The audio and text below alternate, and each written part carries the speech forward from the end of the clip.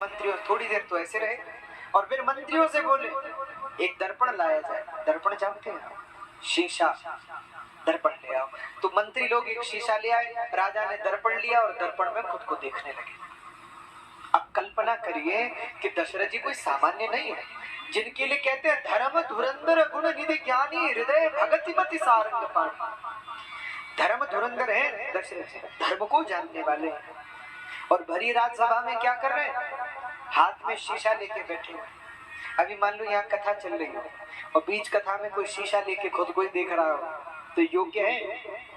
अमर्यादित है, मर्यादा नहीं है। दशरथ जी बीच राज्यसभा में बैठे हैं और वो भी सिंहासन पर, हाथ में शीशा है और खुद को देख रहे हैं। मंत्रियों ने सोचा कि महाराज जी कर क्या रहे हैं।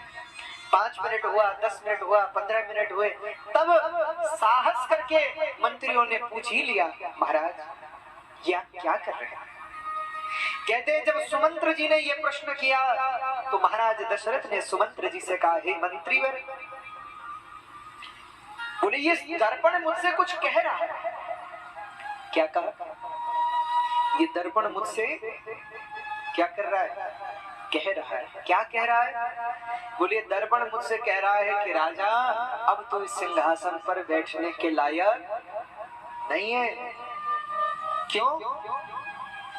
बोले मुकुट टेढ़ा हो गया, श्रवण समीप भय सित केशा बाल सफेद हो गए, मुख की कांति जरा धूमिल हो गई। अब ये सिंहासन और ये दर्पण दोनों मुझसे कह रहे हैं कि राजा अब तो इस सिंहासन पर बैठने के योग्य नहीं है, अब तो सिंहासन से उतर जा। सबने कहा महाराज आप सिंहासन छोड़ दोगे तो फिर कौन बैठेगा यहाँ। दशरथ जी ने कहा यदि आप सब लोगों की अनुमति हो तो मैं चाहता हूं कि अब इस सिंहासन पर मेरे बाद श्री रामचंद्र विराजमान हो। श्री राम बैठे।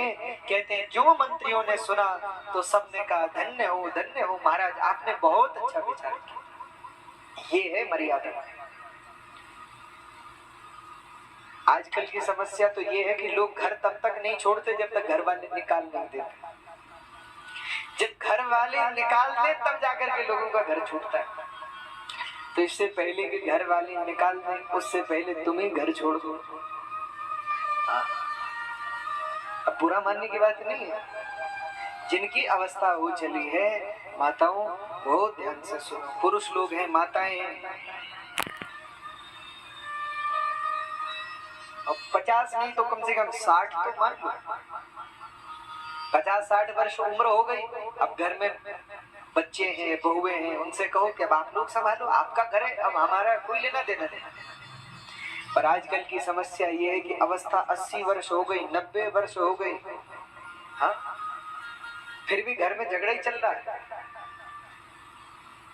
क्योंकि फिर भी घर में जो बड़े हैं वो चाहते हैं अब भी घर में हमारी चले, अब तुम्हारी काहे को चले, अब जो नए आए हैं उनकी चलेगी।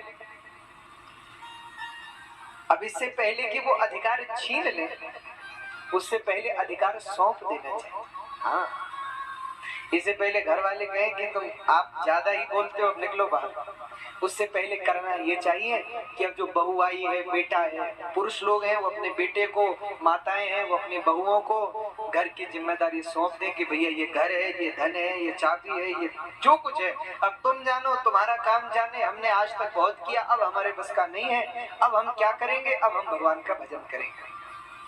फिर जो 2 सूखी रूखी रोटी मिले उसे खाओ, शिकायत मत करो फिर घर में।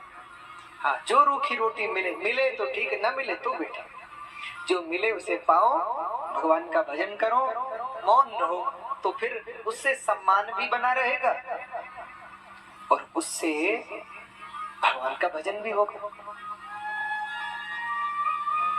अब 80-90 वर्ष की अवस्था हो गई और अभी भी चाहते हैं कि नहीं हम तो घर छोड़ेंगे नहीं, फिर समस्या है, बहुत समस्या है। समय के हिसाब से हर मनुष्य को ढलना चाहिए, बहुत ध्यान दीजिएगा, मनुष्य को समय के हिसाब से चलना चाहिए। दशरथ जी जानते हैं अब सिंहासन को हमारी जरूरत नहीं है, अब हमसे नहीं चलेगा, अब राम जी सिंहासन पर बैठेंगे, अब उनसे राज्य चलेगा। ये धर्म है। तो जैसे ही जीवन में अवस्था हो